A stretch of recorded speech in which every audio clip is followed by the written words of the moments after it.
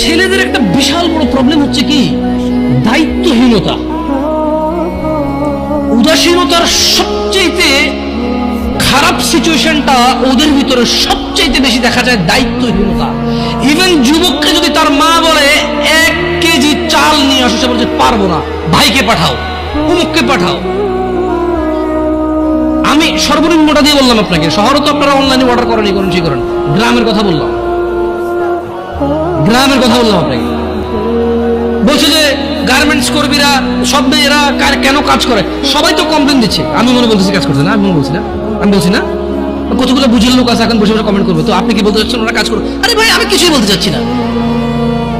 আমি বলতে চাচ্ছি যে এত যে সমালোচনা করেন, রাইট, ভুলকে তো ভুল বলতেছেন, কিন্তু দেখেন না কোন মেয়েটা গার্মেন্টসে কাজ করে। আপনার মতো কোনো পুরুষ বিয়ে করছে, আমার মতো কোনো পুরুষ বিয়ে করছে, 2টা বাচ্চা হয়েছে, পাড়া প্রতিবেশী 200 300 500 600 1000 টাকা করে হাওলাত নিয়ে চলে গেছে, 6 মাস আসতেছে না।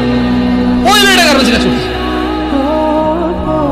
মা বলতেছে তুই নরস না কা, তোর বিয়ে দিছে, তোর ঘর টিকলো না, দুনিয়ার আর সবাই জামাইয়ের ঘর করতেছে না।